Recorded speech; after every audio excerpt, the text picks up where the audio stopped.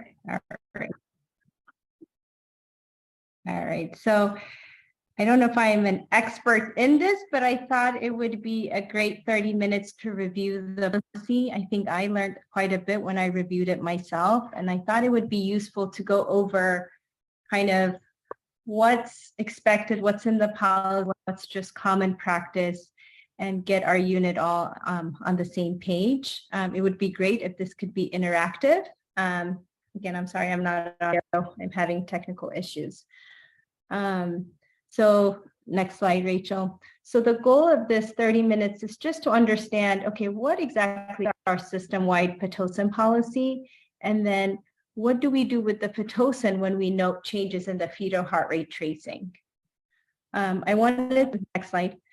I wanted to start by highlighting maybe just a few points from the policy that may be worth clarifying. One is the definition of what tachysystole is. And in our policy, we state that it's more than 5 contractions over 10 minutes, averaged over 30 minutes, whether or not there's changes in the fetal heart rate tracing. So for example, if you have just a 10-minute window, your 6 contractions, but the 10 minutes before she only had 3, that should have set an alarm to say, oh my goodness, it's tachysystole, I should go down on the Pitocin. So it's important to average it and kind of look at the bigger picture over the last 30 minutes.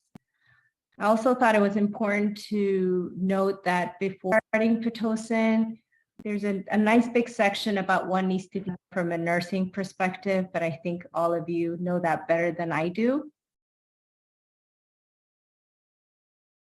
Need continuous monitoring of both the fetal rate and the contraction. So if she just got back from the bathroom, she just got into her bed, you barely have 2 minutes of her on the monitor, I would wait till you have a nice reactive strip before initiation of PEN. And then the other thing that's important is that there has to be a provider with C-section privileges that assumes responsibility in case we are faced with a stat situation. So for example, if it's an IMG patient and I'm on call, and I get orders to start Pitocin, but I have to go to the office, there is a physician-to-physician communication that happens so that our hospitalists are available if there's an emergency. So from a nursing perspective, I think just knowing that there is a backup and there is a physician in-house is what's expected. But from the OB provider, if that provider is not in-house, it's important to make sure that there is somebody else that's going to assume responsibility for any emergency. Lacey, you had a question? Actually, I was just going to make a quick statement since I teach fetal monitoring. You used the phrase reactive before we were to start PIT.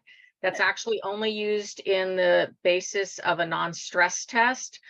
And unfortunately, the policy is not very clear. It does not state a reactive non-stress test. I believe what it does state is a category 1 or a category 2.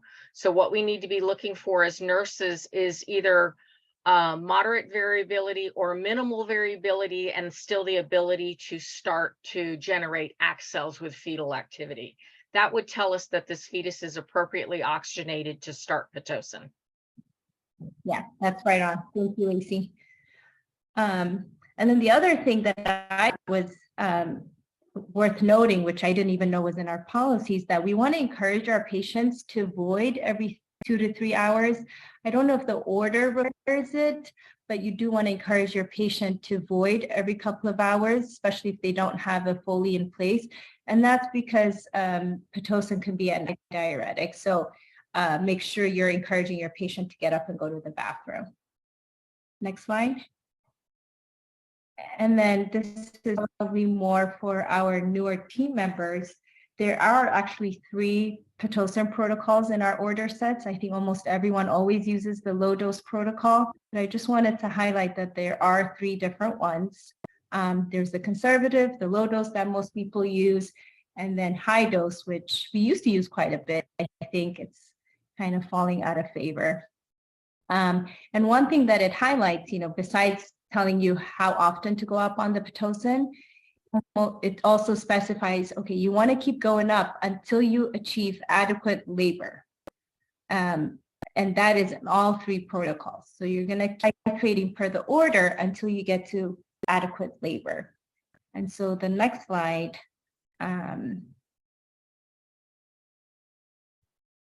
that one kind of goes over, okay, how do you assess your contractions and define adequate contractions? So it's important in assessing the patient to document uterine activity in terms of frequency of contraction, duration, intensity, and then the resting tone. So extremely important to have your hand on the belly to be able to tell if it's coming down, if the resting tone is back to soft, how and strong the contractions are. Obviously, if you have an IUPC, it's a lot easier. So once you've assessed your contractions, then you can tell if there's adequate or not. And that is defined as 5 or less contractions in 10 minutes, again, averaged over 30 minutes. So if the 10 minutes before you only had 3, and then the next 10 minutes you had 5, on average, you're not quite there yet, and you may be able to keep going up Pitocin. And then Lacey, great point, that assessment of the contractions cannot happen by just looking at your strip to be at the bedside. So I do want to encourage everyone to rely on physical exam when you don't have an IUPC. Obviously, if you have an IUP, our monitoring system does a great job of calculating the MBUs for us. You want to get it to above 200, but not to exceed 300. There's been a couple of times where, the bedside nurse felt like she couldn't go up on Pitocin, maybe because she felt adequate labor was achieved. I would encourage documentation in that if you haven't been able to go up on the Pitocin, document the reason, whether it's adequate labor, whether for any reason, if there was staffing issue, high acuity, make sure you just kind of paint the picture of what's going on for the patient. And then in terms of how high to go up on the Pitocin, our policy says once you get to 20 million units, you want to notify your provider. I know that there has been a thought that an IUPC has to be in place when you're going above 20, and that's not per our protocol. So you would just notify your provider, and the provider can determine if they would feel more comfortable with an IUPC, but it's not in the policy. Next slide. So let's go over abnormal uterine activity setting of Pitocin. So our policy goes through kind of 4 scenarios that would define what an abnormal uterine activity is. One is the tachysis. We talked about more than 5 contractions in 10 minutes, averaged over 30 minutes. If your contractions are lasting more than 2 minutes per contraction, or if you're just having that every minute contraction. And then the other one is when like the belly's not going back to normal resting tone. Again, that would be determined either by the IUPC or by physical exam by putting it on the fundus to see if it's relaxing between contractions. Next slide. So what happens when you have an abnormal uterine activity? So one of those scenarios, what do you do? So that's all going to depend on how the baby's responding to that normal uterine contractions. So we go back to the tracing, and extremely important to remember your categories of the fetal heart rate tracing. And I tried to highlight here. We all know category 1, which is a nice, beautiful baseline between 110 to 160. You have moderate variability. You may or may not have accels. You may or may not have early decelerations, but you should not have variables or late decels. So that's your category 1. Category 3 is there's sinusoidal, or you have absent variability and either late decels, variable decels that are recurring, or bradycardia. And so anything in between the 2 is category 2. I think there was a comment. Rachel, do you want to read comments for me as we go? I'm sorry, can you repeat that? Are you able to read the comments from the chat? Yes, I can. Yeah. So from Lacey here, it says resting. It says here, resting time between contractions during first stage labor is 60 seconds. Caution, if she is in early stage, stage 1 labor, she should not be having early decels. If she is, measure them. They may be actual variables. Okay, thank you, Lacey. So say you have these abnormal urine activity from your Pitocin and your strip is category 1. The policy states change position, give a fluid bolus, go up on your Pitocin if your MVUs are greater than 100, and just continue with your resuscitative efforts. There's no reason to decrease your Pitocin or turn it off. And if after some time you notice that the tachysystole is improving, then you can continue to titrate your Pitocin up. In the event that you have the abnormal uterine activity and it's a category 2 tracing, so you're starting to see some decels, and it's persisting for at least 30 minutes. So if it happens for 10 and it resolves, that shouldn't cause any panic, right? But if it's persisting, you want to notify your provider. That's the point that it's recommended to go down by half on your Pitocin, or if the provider gives you additional orders. Once you do that, you've done your resuscitative efforts, you've turned her, you've given her fluid bolus, you've turned your Pitocin down by half, then you watch her for 20 minutes and see how she does. And then the next slide is obviously if it's category 3, that's danger zone. It's actually a strip from last week. So if you have a category 3, stop your Pitocin, notify your provider, do your resuscitative efforts. If you need to give Eulamine, make sure you have it at bedside, and then start to prepare for delivery. So make sure your cords are untangled. If you need to call for help, make sure you're that as well. You don't want to wait till the provider calls the C-section to start doing some of the things. All right, next one. Any questions so far?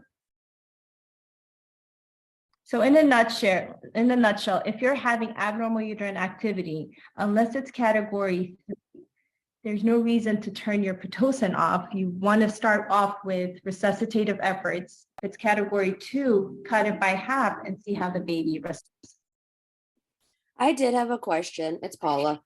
You had mentioned that if we do not increase the Pitocin due to other like staffing or other patients' conditions, we're supposed to chart that in the patient's chart? I mean, that makes sense because now we're having, we're putting every effort into place to reduce our risk of C-section rates. We're trying to actively manage patients in labor. So I think it's important to show the picture. I mean, you don't have to give the details of what's on the unit, but you can just state that there's high acuity on the unit. Okay, so if there's an emergency or something, we can just put a note saying there was high acuity and we were unable to increase the Pitocin. Or emergent situations on the unit. Absolutely. You don't want to obviously give detail about other patients. Yeah, the patients can see all the notes too. So that's why I was wondering how we're supposed to word them. Yeah, I think it's appropriate to use high acuity. It's even staffing issue. It's a nationwide problem, right? Okay, thank you for clarifying. Welcome. All right, and then in terms of if you've stopped your Pitocin, in terms of resuming it, if your tachysystole results, your category 3 strip has improved, you want to restart the Pitocin at half the dose if it's been less than 30 minutes, or at the initial dose that was ordered if it's been off for more than 30 minutes. All right, so let's look at strips where you don't have normal uterine I have a question, sorry. It's Serenia. Yeah. Hi. So before we turn off the Pitocin, if we have a category 3 strip, how long after we try our resuscitative measures, how long are we supposed to wait with a category 3 strip before you want us to turn off the Pitocin? Are we watching it for 10 minutes? Are we watching it for 30 minutes? So if it's a category 3 tracing, you should call your provider and turn the Pitocin off if it's category. Yeah, so basically my question is, do we want our provider at bedside letting us, giving us permission turning it off? Or are we allowed to use our judgment to turn it off? If it's a category 3, my understanding is we turn it off, period. Correct, yes. If it's category 3, turn your Pitocin off. Yes, but at the same time, we can say for 15 minutes when we're charting a strip, if the baby can have like repetitive late deceleration with minimum variability, but that would be like a category 2 strip. But how long are we allowed to wait till the end of a category 2 strip for it to turn into? Yes, let's go ahead. Go to the next section. I think the next section may answer some of the questions you have. Okay. Hey, it's Kelly. Real quick, I just wanted to comment on what Paula was saying, that obviously we don't want to be putting information in the patient's chart that doesn't, revolves around staffing. But there is a button when you make a note that it's in like the top upper right-hand corner, and it says click to block this note from the patient. So you can make like secretive notes, sort of, just FYI. Yeah. And I don't know if they see your flow sheet, right? So if there's a comment section in the flow sheet, you can also type it in there instead of creating an actual progress note.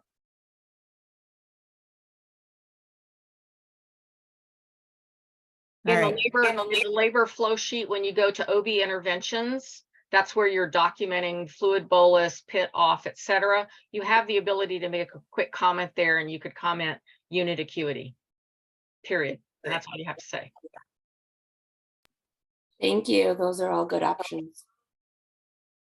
Yeah, I think I agree. I think those are better places to document instead of a progress note.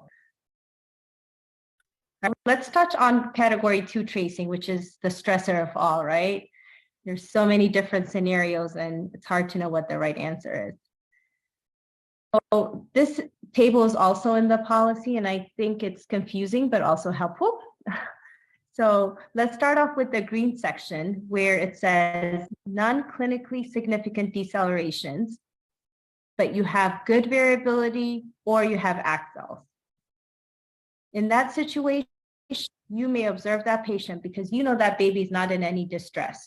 The fact that there's good variability and accelerations is reassuring. Now, the question is, what is a clinically significant decel? You see a little drop, should you be worried, right? So next slide, Rachel. Our policy also goes over, okay, what is a clinically significant deceleration that you should be concerned about? Late decelerations are always concerning. If you have variable decelerations that are lasting more than 60 seconds and going down more than 60 below your baseline, that is significant. Or if you have decels that are just going below 60 beats per minute, regardless of what your baseline is, that's also significant. And then obviously if you have a prolonged deceleration. Dr. Mm-hmm. Dr. Berhona, I just wanted to comment, it says late decels of any depth. We all need to be aware of the fact that one late decel is not discouraging. What it should do is catch your attention and make you look at variability and the other things. This is specifically talking about repetitive lates. We're looking at lates that are happening over and over and over again. Those are significant. Correct. Yeah. So this decel shouldn't cause chaos, right? But if you notice that it's recurring, you should pay attention to that. So next slide. So we went over, okay, if we have good accels or variability and your decels are not significant, you just continue with your current care. In situations where you have minimal variability and now you're starting to see these clinically significant decelerations and they're happening with more than 50% of your contractions or 30, I think that any of that answers your question. So it's happening with more than 50% of your contractions for 30 minutes. that's when your concern is heading to a category 3 and you need to be very proactive. You want to start to kind of say, okay, there's a high chance this patient may need a C-section. You want to alert your nurse. You want to untangle your cords. You want to start all your corrective measures. You want to start your bolus. You want to reposition the patient. You want to provider know. You want to make sure you have terbutaline at bedside. And if all of these measures are not improving, then within 30 minutes, you should consider delivery. And the reason is because you're losing your variability. And if you're looking at that, you are not leaving your room. You have team members to help.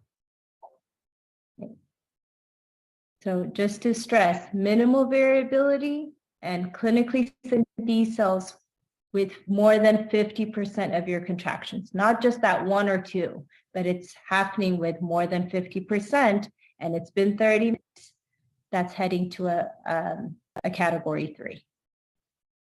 Now, next slide. If we looked at that middle section, that's the one where you, I can't keep watching this strip, it's driving me nuts.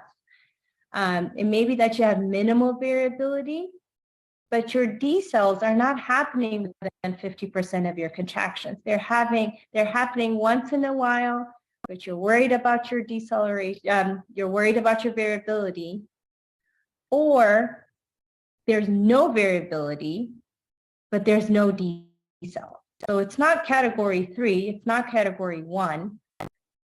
In this situation, what you do is you observe, you reposition your patient. And I don't know if nurses do this, but scalp stem is a very good way of assessing how baby's doing. So scalp stem is usually done, Lacey's shaking her head. So scalp stem is done by the provider. And usually the scalp stem should be done not during a decel, but after a decel. So once it's back to baseline.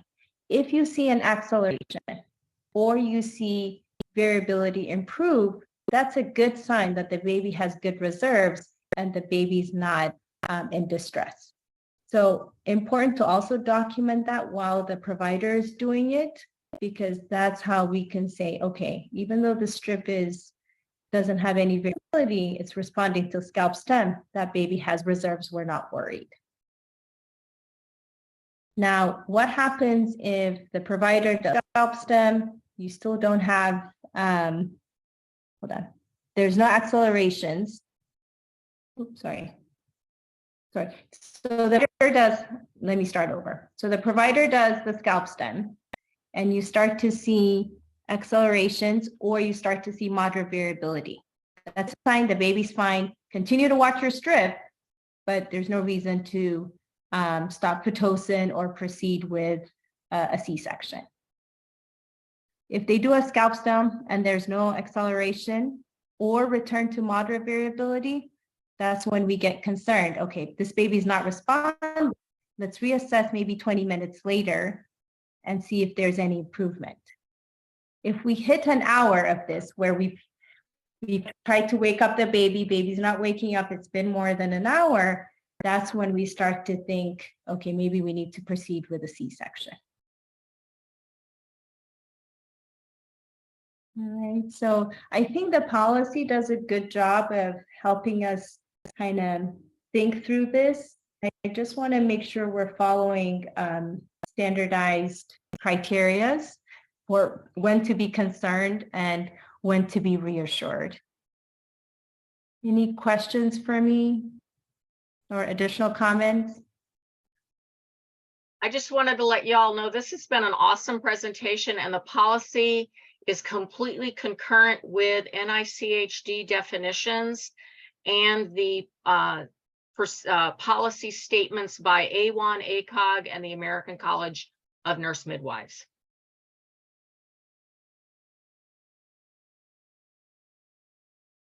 Yeah, and I think in summary, I think it's important to first think of, okay, is my strip category 1 or reassuring for me to start Pitocin?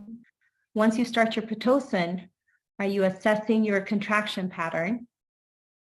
If you notice an abnormal contraction pattern, then you're looking at your strip to say, is this affecting the baby? And then if it's affecting the baby, then following these algorithms help figure out the next section. And I don't know if it will be helpful, but we can print these out and put them around the unit to kind of help as a guide.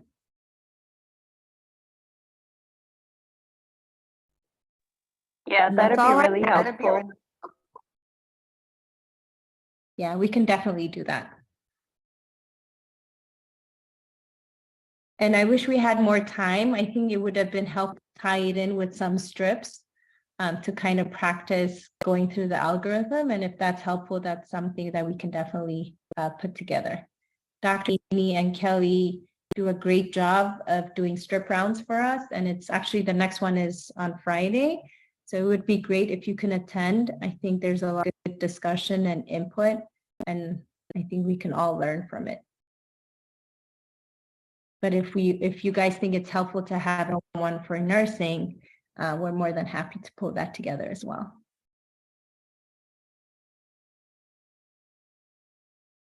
That's all I have. Thank you, Dr. Berhanu, for your time and expertise. We all appreciate it. My pleasure. Happy Wednesday. Thank you. Thank you. You. Thank you.